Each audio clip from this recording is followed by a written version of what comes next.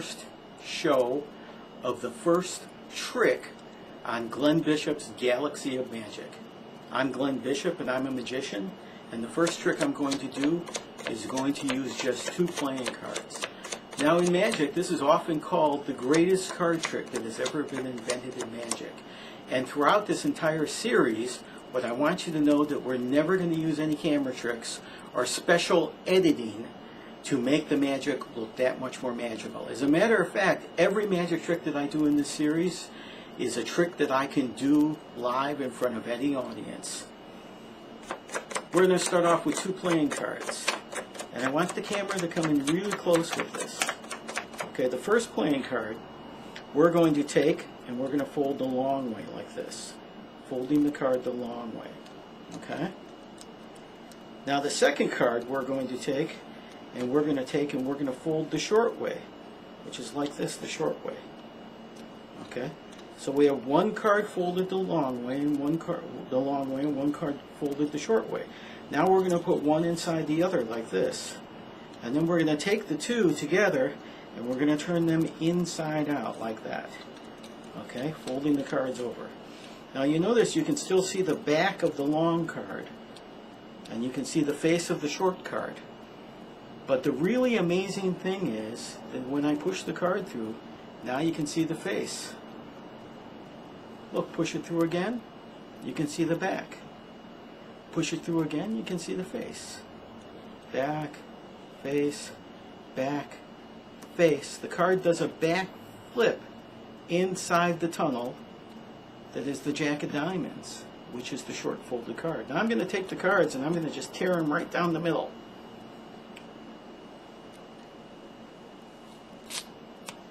Like that. And you'll notice that the card is still back flipped.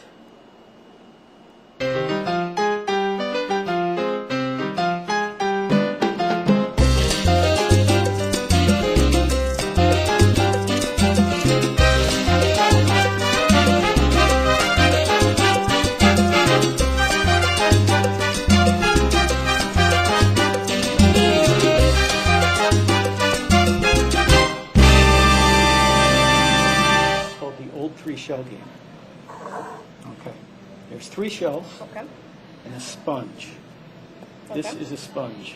We call it a pea. And the idea is when the 3 shells are mixed up, you have to remember which one has the pea. Okay. Okay, here we go. Okay. If we mix them up, good. Which one has the pea? Right, and that's not very hard because there's just 3 shells and 1 pea. Again, watch. There it is. Okay. If we mix them up, watch which one has the pea. Go ahead, take a look. Which one? Okay, I'll tell you what, we'll start all over again, okay? Okay, 3 shells and a pea. Yes. Okay, I have a glass, and it can cover each one of the shells. Okay. Now, if the pea starts in the center shell, if I cover that shell with the glass, if I mix them up, most of the time, people say it's here, or in the center. It would have to be underneath the glass, right? Let's start all over again, okay? Keep your eye on which one has the pea. This time I'll do it really slow, so if you watch close, you'll see how the whole thing works, okay? Okay, pea starts over here, okay? Watch close, because if we mix them up, keep your eye on it, okay? Which one has the pea? Oh, did you see it? Okay, well, she saw it. We better do it again one more time, because she saw it that time, okay? One more time with the glass. I saw it too, but that was the con. That's exactly true. One more time with the glass, okay? He starts in the center shell. Okay. Okay. If I cover it with the glass, if we mix them up, most of the time people will say, hey, it's underneath the glass, right? Except, oh yeah, it's right here.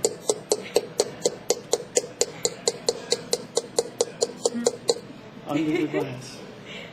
And that's the 3 shell game.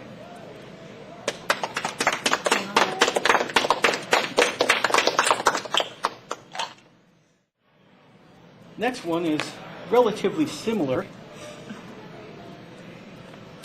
We're going to do a classic swindle called 3-card monte. I don't know if perhaps you've heard of it. It's done with just 3 cards, 2 red cards and a black card. We're going to use the black queen of spades.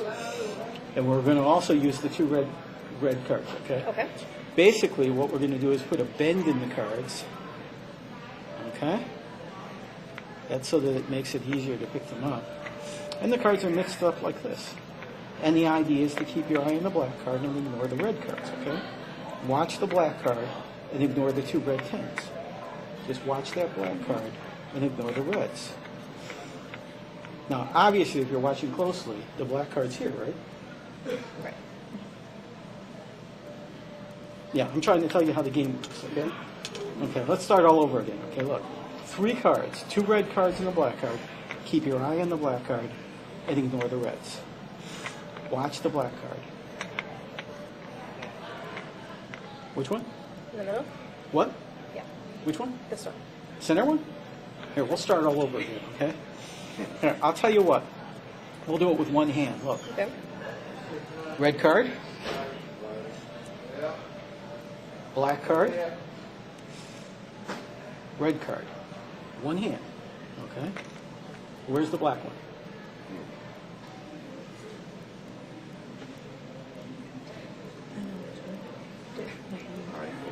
I don't know. Here, we'll start all over Is it again, this one? okay? Now, it can get very confusing which card is red and which card is black, okay? But the whole idea is to keep your eye on the red card and watch the black one, okay? Look, okay, you just mix up the cards. There's 3 cards, 2 reds and a black. Watch the black card and ignore the reds. It's like I said, ignore the red cards, just watch the black card, okay? Keep your eye on that black one and ignore the reds.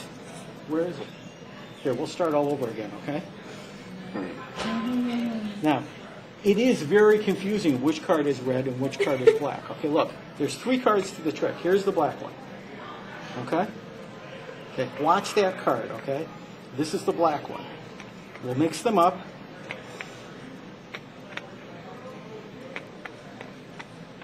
Which one's black? That's right, very good. There's 3 cards to the trick. 2 reds and a black, okay? Now remember, there's just 3 cards. There's a red card, there's another red card, and there's a black card. Watch that black card. Keep your eye on the black and ignore the reds. Which one's black? Oh, were you looking at the corner there? Were you looking at the corner? Does that matter? Dude, that's Were you? I mean... Yeah, I mean, I Oh. kind of thought so. What? Oh, it is a red. That's hard now. Nice. Yeah, I like that. This is a classic swindle. Originally, it was called the Australian Belt, and supposedly the history of it is it comes from Australia. Okay. It has grown in popularity, and it's called. Some people call it the endless chain. Some people call it the. I prefer to call it the chain of chance. And there's several ways to make the loops. The way I'm making them is probably the easiest way. There's 3 loops, like the 3 shells. Okay? 1, 2, 3. The idea is when you put your finger in a loop, and if the chain is pulled like that, if it catches on your finger, that means you win. That's like finding the P in the shell game, or finding the black queen in 3-card Monte. Okay, it hooks onto your finger, that means you win. Now, if the loop comes off your finger, okay, like this, that means you lose. That's like not finding the P in the shell game. Okay? Now, there's 2 loops that let go and 1 loop catches. And the idea is to find the one that catches. Go ahead. Take your pick. I think this one. That one? Put your finger in? Okay, let's see All right. what happens.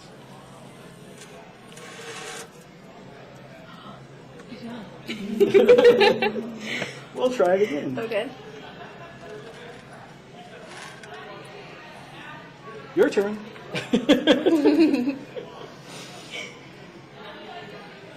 Three loops. Not this. This.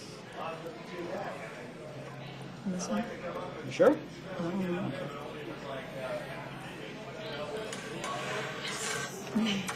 That doesn't mean you win. No, that means you lost. That means you lost. The thing is that it's not as easy as it looks. Obviously. I thought that we were trying to find the one that. One catches, two let go. And the idea is to find the one that catches. Can't even put my finger in there. Okay? Awesome! Nailed it. Yeah, Okay. yeah. Which one?